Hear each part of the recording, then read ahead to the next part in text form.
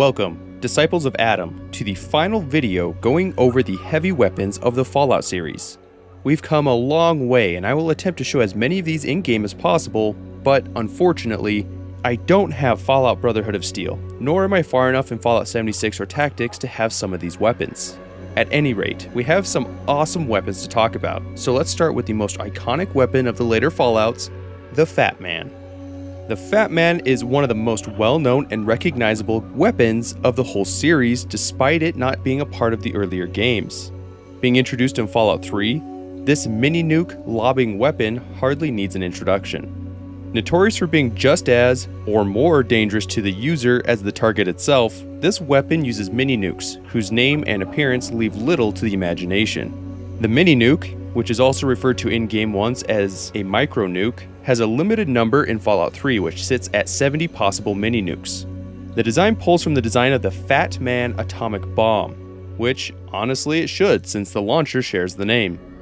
It has a modified fin system from the actual Fatman bomb, most likely because the fin system on the Fatman also incorporates a parachute design which enabled the bomber and escort group to get the heck out of Dodge before the bomb detonated.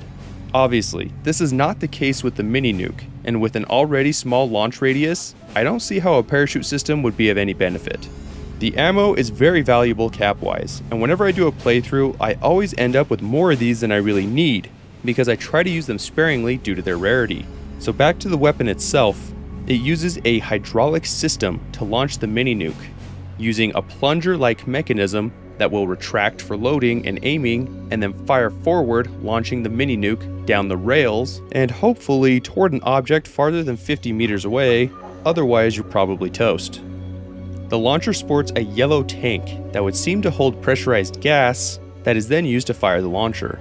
However, this is never swapped out or repressurized by the player. The launcher can fire a relatively low number of times before needing repaired, which is around 167 shots from full condition. Since this is more than the number of mini-nukes in the game, a full condition Fatman will never need to be repaired due to use. When a Fatman reaches low condition, it will misfire and make a noise, but there is no misfire animation with the weapon. On the topic of weapon degradation, and going back to that pressurized tank that actuates the firing mechanism, perhaps it gets recharged or swapped out when repairing the Fatman, thereby bypassing the fairly obvious plot hole of never having to repressurize or replace the vessel. In fact, this kind of logic can be used for any of the weapons in the Fallout games where gun condition is an actual mechanic. Looking at you, Fallout 4. There have been multiple videos and articles that describe the Fatman as being modeled after the somewhat well-known M28 or M29 Davy Crockett nuclear recoilless rifle. However, I would seriously contest that, seeing as there is next to no resemblance physically or operationally. The only thing they have in common is the fact that they use a low-yield tactical nuclear bomb that can be deployed by one or more personnel. Still, the Davy Crockett was not portable by one person, nor could it be held when fired. It had an effective range beyond 1 mile and had an explosive yield of 20 tons of TNT. This is a lot different from the Fatman, that while large and heavy is man-portable and has a much shorter firing range and explosive yield. The only thing that is a bit similar is the round itself being close, but not as close as the Fatman atomic bomb. The experimental MIRV or MIRV is a unique version in Fallout 3 that looks identical to a normal Fatman but launches 8 mini-nukes, because 1 is not enough and 7 is too low. The weird and physics-defying part of the MIRV is the fact that when it is loaded, it appears to only have 1 mini-nuke, but when fired, it launches 8. I honestly just find this hilarious because it seems like a weapon that someone just learning to make mods would create, and it is right there in the full-fledged game. This weapon has the highest base damage of any in the game, and can only fire when the player has 8 mini-nukes. In modern military parlance, MIRV stands for Multiple Independent Reentry Vehicles, which is usually in reference to intercontinental ballistic missiles that carry multiple nuclear warheads and not a hydraulically fired, man-portable mini-nuke catapult. Apparently, firing at the ground, right at the player's feet, can catapult the character to the height limit of the game, which I'm sure took the community about 3 seconds to figure out after finding the weapon. In New Vegas, the damage of the mini-nuke is reduced by 1,000, and the blast radius is halved, but it is still a powerful weapon. There are only 14 mini-nukes in the base New Vegas game as well, making the ammo much rarer. The launcher can also be equipped with the so-called Little Boy mod, which helps lighten the weapon considerably. This mod name is also obviously a nod to the atomic bomb that was dropped on Hiroshima of the same name. There is a Gunrunner's Arsenal version that accepts different kinds of mini-nukes, which the original Fatman cannot use. This was necessary because the original Fatman doesn't have an unloading animation that would be required if the player were to switch to a different ammo type. These variants include a low-yield mini-nuke that has an even smaller explosive range and blast radius, but is cheaper to buy and has a greater firing range. In contrast, the Big Kid variant, which has more explosive potential and more residual radiation, but a shorter firing range. The Tiny Tots mini-nuke is composed of multiple bomblets that operate like a cluster bomb, raining down smaller explosions on a target. I also love the little baby face that is on the Tiny Tot clusters. Lastly is the timed mini-nuke, which will delay the explosion for several seconds, enabling the mini-nuke to be bounced around corners and across the ground. If the mini-nuke impacts the target directly, it will do some kinetic damage before falling to the ground and blowing them to Kingdom Come. Esther is the unique variant also obtained from the Gunrunner's Arsenal expansion. The appearance itself is quite different, with a clear launch tube, different colors, and a modified rear unit. It also has a small blast shield that the player aims through and can fire any of the GRA rounds. It will also imbue the user with +10 to damage threshold and +25 to rad resistance by the sheer presence of such an absurd weapon. This effect will be in place even when the weapon is holstered, but generally won't save the player if they accidentally shoot something too close. Fallout 4 and 76 see a slight redesign, but it looks mostly the same and it is easily recognizable. We also learn more about the weapon's development, stating that it first entered service in September 2077, meaning that it was only in service for a month before the bombs fell. Although the testing program was fraught with accidents and deaths, the project continued to the finished result. Engineers found that adding a small charge that helped propel the mini-nuke farther reduced the number of accidental deaths due to the low range of the weapon. In Fallout 4, there's a small chance that one of the mini-nukes will be a dud, only dealing kinetic damage to the target if it impacts directly. And in all my playthroughs, I have yet to see this myself. It can be upgraded to the MIRV launcher, like what can be found in Fallout 3, but the mod can only be crafted and never found anywhere in the game. It changes the look of the projectile, and instead of being just a vanilla mini-nuke, it is this strange open-ended device that will cause one mini-nuke to become 6, and rain fire and destruction upon your enemies, or yourself. This version is much more economical than the one in Fallout 3, since only one mini-nuke is consumed with each shot, rather than 8 with Fallout 3. The Big Boy is a legendary version of the Fatman with the 2-shot effect. It fires 2 mini-nukes while only consuming 1 mini-nuke, or you can slap the MIRV upgrade to this and get a Fatman that will fire 1 mini-nuke and result in 12 mini-nukes flying downrange. Nuka World debuted the Nuka Nuke Launcher, which fires the Nuka Nuke, which are modified mini-nukes with 50% more damage potential. One can upgrade the Big Boy with a Nuka Nuke and MIRV upgrade, resulting in a weapon that does 50% more damage than the base Fatman and fires 12 of those bad boys. So, who's up for the Great War Round 2? Fallout 76 has the same base Fatman, but with some unique variants. The Daisy Cutter is a version of the MIRV launcher that reduces weight by a crazy 90%. The name is also a reference to one of the largest conventional bombs that was used in Vietnam to help clear helicopter landing sites. The Guarantee is a legendary version that has the rapid, instigating, and crippling legendary effects, but is functionally and visually identical to the base Fatman. The Grenade Machine Gun is a unique weapon in Fallout New Vegas. It fires multiple grenade launcher rounds in quick succession from a large drum magazine. Due to the rapid fire, it has a lot of damage potential, as well as the potential to blow the legs off the user if they are not careful. The jamming animation, when the weapon is in a low condition, shows the player hitting the large monitor that is mounted on the weapon. This would seem to indicate that the feed system and likely other systems are electronically controlled. The barrel is also articulating, meaning that it moves back and forth upon firing, helping the user control the recoil. The closest real-world example might be the Chinese Type 87 grenade launcher. I say this for 2 reasons, one being that the muzzle brake is the closest in form of all the launchers and it takes a round drum mag as opposed to many others that take box magazines. It is definitely not a perfect match though, and the Fallout version has some extra tech on it. The Type 87 also shoots a 35 by 32mm grenade, while the Fallout version shoots a smaller 25mm round. Mercy is a unique variant with a pretty cool backstory. Firing the more powerful 40mm rounds, which are also harder to find and more costly, Mercy looks more weathered and has the words "Hey Kwai, bye bye" written on the side. This is because apparently this weapon was used by special US Army units dedicated to hunting down Chinese Heikwai commandos in the area prior to the Great War. These Chinese commandos relied on Chinese stealth suits that sport the same name. It seems like quite the weapon to equip counterinsurgency units with inside the US mainland, because you were just asking for collateral damage with such a thing. One of the unfortunate aspects of this gun is the reference to Heikwai, which directly translates to Black Ghost or Black Demon, but is more commonly used as a slur against black people. So that's an oopsie. On a decidedly less controversial subject, the display monitor shows a Unix-style bash script running, where it prints an error, prints the correct usage, and then exits with an error. Fallout 76 is where we see the next type of automatic grenade launcher, and it is in a different form. While still powerful and able to fire either 25mm or 40mm grenades, it is a good late-game weapon.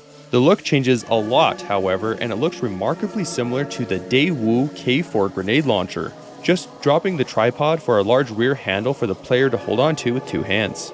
The Daewoo also shot 40mm grenades, and it is interesting to see a Korean design in the game. The Daewoo is closely related to the American Mk19 grenade launcher, but the in-game model is definitely modeled after the Daewoo. The Lewis Mark II, found in Fallout Tactics, is a one-for-one representation of the real-world Lewis, and is only available in multiplayer matches and not in the campaign. The real-world Lewis was a World War I light machine gun used by British forces. The shoulder-mounted machine gun of Fallout New Vegas is one of the most unique heavy weapons in the game, and introduced in the Lonesome Road add-on. It is more or less what the name implies, and rests on the player's shoulder. It has multiple rotating barrels, similar to the minigun, but uses 10mm ammo, shoots at a lower rate of fire, and does not have a spooling period like all the miniguns. It is the most powerful of the 10mm firing weapons, but due to being a unique weapon, cannot be easily repaired even with the jury-rigging perk. At full condition, it is also one of the most valuable weapons and can be sold for 37,745 caps. It reloads with a box magazine that is inserted directly in front of the player and can benefit from 3 mods. One is the mechanical upgrade, increasing weapon condition by 25%, the recoil compensator, which reduces spread by 0.2, and the extended magazine, which increases magazine size by 15. The over-the-shoulder mounting position is pretty bizarre for a weapon that fires conventional rounds, as it is very similar to some sort of rocket or missile launcher. The simply named light machine gun of Fallout New Vegas is used primarily by NCR heavy troopers and fires the 5.56mm round. Requiring a strength of 8 and a high gun skill to use properly, it is a demanding weapon and weighs 15 pounds. We actually get an answer direct from the source as far as the inspiration, with Josh Sawyer saying that it was a mishmash of the M60 and M249 light machine guns. I definitely see the M60 inspiration, as it looks like a slightly different M60 with wood furniture, but I don't see much of the M249. Since the M60 fires the 7.62 by 51mm round, and the M249 fires the 5.56 by 45mm round, and the light machine gun of the game fires the 5.56 round, maybe that is the element of the saw that Josh Sawyer was referring to when he mentioned that it was a mishmash of the two guns. This weapon and the Bozar are the only fully automatic 5.56mm weapons in the whole game, and the light machine gun expanded mags increases ammunition capacity by 110, which makes it a really good endgame weapon, particularly for groups of enemies. Fallout 76 has a different light machine gun that fires the 308 round and has a level requirement of 50. The design is very close to the design of the World War II German Mauser MG42, which was well known for its outrageous rate of fire. Although the MG42 did not shoot the 308 round that the light machine gun does in Fallout 76, I do find it interesting that this gun is such a direct representation of a World War II era gun in Fallout 76. Fallout Tactics, from a design philosophy, relied heavily on World War I and World War II era vehicles and weapons, which can be seen by most of the weapons, as well as the inclusion of things like the M4 Sherman tank. Fallout 76, on the other hand, has not shown quite the fixation on World War I and World War II era designs. One of the baddest weapons you can get a hold of in Fallout Tactics is the MEC Gauss minigun. Although it doesn't have a large range, no other weapon can compete on a medium to close range basis. It consumes 2mm EC, which stands for electromagnetic cartridge, and it consumes a lot of them since it is a minigun, meaning that it can be expensive and difficult to use extensively. The design of this weapon does not seem to coincide with anything I can find in the real world, pop culture, or otherwise. What I think is really interesting is the in-game description.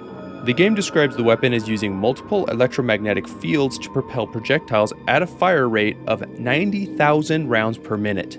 If you've watched any of my other big gun videos, which you should, you will know that the completely absurd rate of fire is similar to the standard miniguns. This rate of fire is not reflected in the game, nor is it even remotely close to the highest rates of fire we can produce in our world. These rate of fire figures smack more of advertising stupidity than a real stat. The description also says that the gun fires projectiles at relativistic speeds, which, if it's been a while since your last physics class, obviously means that they are extremely fast. How fast exactly? Well, it kind of depends, since the term relativistic velocity is, well, a bit relative. Essentially, these velocities are speeds at which relativistic effects become significant due to the desired accuracy of whatever measurement you are trying to take. Since we don't know exactly what would have been measured in this instance, we can look at this graph. That graphs the Lorentz factor, which is a way to measure relativistic effects as a function of velocity. Doing just a very simple example, so we don't get in the weeds too much here, let's say that the minigun fires at 1/10 the speed of light, which at the resolution of this graph, we can barely start to see some deviation at this point. The velocity would be almost 30 million meters per second, which works out to 67 million miles per hour or 107 million kilometers per hour, which would be far faster than we've been able to accelerate any 2mm diameter object in the Earth's atmosphere. Those speeds alone outside of a vacuum would cause some serious ballistic issues. The last part of the description I find the most interesting, and that is that the design is of Chinese design. The description doesn't say based on Chinese design, but of Chinese design, implying that this is at most a Chinese weapon converted for use by US forces, and at the very least is just a Chinese weapon that was acquired either through subterfuge or salvaged on the battlefield. This has interesting implications, since I have not seen other lore that indicates that China had more advanced Gauss technology in addition to their stealth tech. This has some interesting implications if it is true, and one must ask if all the Gauss weapons in Fallout are derived from Chinese technology. Fallout 76 has a Gauss minigun as well, although at first glance it looks nothing like the one in Tactics. It looks more like an automatic grenade launcher than anything else, and somehow is considered both a ballistic and energy weapon. How that works exactly, I don't know, but that lets players stack energy weapons and big guns, as well as all the associated perks and bobbleheads. The base weapon has no indication that it is a Gauss weapon, as we are used to seeing exposed electrical components or fins, and it is also called a minigun when it only has one barrel, which is just silly. There are mods for this weapon which include the tri-barrel and the pentabarrel, which make the weapon look more like an electromagnetic gun, and even better, the design makes it look like the MEC Gauss minigun from Tactics. This is even mentioned as the inspiration by designer Jun Choi.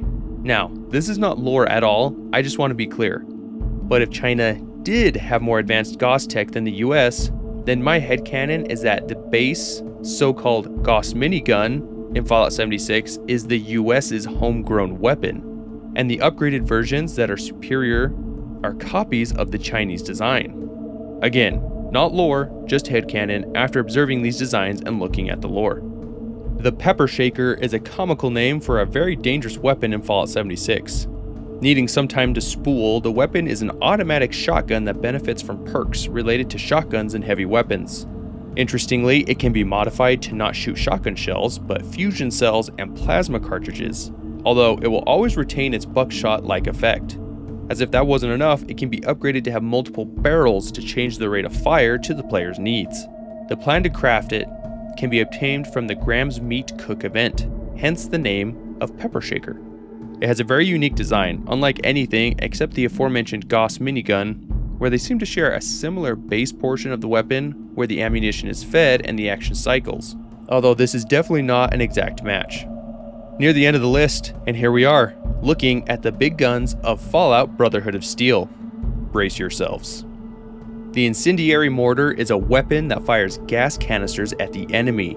Dealing a great deal of fire damage, it can usually one-hit KO enemies at the beginning of the game. It is large, slow to reload, and inaccurate to compensate for how powerful it is. I actually like the idea behind this, although mortars of any appreciable size or range would not be able to be held while launched. Historically, there have been a number of smaller mortars that appear to be hand-launchable, however, they are made to be braced against the ground and fired, and trying to fire it by bracing against the body almost always results in injury. The meat cannon is a unique variant that is the most powerful weapon in the game. Although the player cannot dodge when this weapon is equipped, it can launch 5 explosives at one time, and if the player is not careful, hurt themselves in the inferno. The wiki states that it does not need ammunition because, and I quote, it uses preloaded explosives, bathed in blood, so it needs no ammunition. I don't really know what to make of that sentence, and the amount of information on this game is scant. So if anyone has some first-hand experience, maybe they can clarify in the comments whether or not this has unlimited ammo. This weapon can actually be found on the first level by jumping into the black void east of the last save terminal of the whole level. The player will find themselves in a different location and should continue until they encounter a broken bridge, where they need to kill 3 ghouls. Looting a locker near the bridge afterwards will award the player with the meat cannon. Fallout Brotherhood of Steel has an insane looking multi-barreled shotgun called the Shredder, not to be confused with the Tactics unarmed weapon or the Shredder modification in Fallout 4:76. It is one of the most powerful weapons and is held over the shoulder, similar to the shoulder-mounted machine gun, where it uses 10 rounds in one shot, although the description itself states that it has 7 barrels. Although there is no real-world analog for such a weapon, it almost makes me think of the Metal Storm weapon systems that have a theoretical rate of fire of 1 million rounds a minute.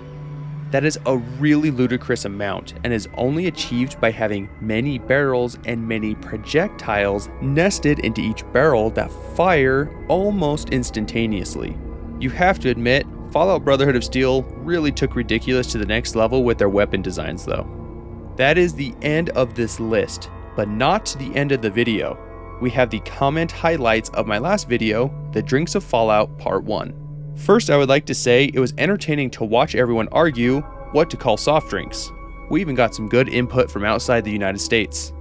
As expected, almost no one could agree, but most of us could agree that calling everything a Coke is wrong. We still love our little Coke heads though.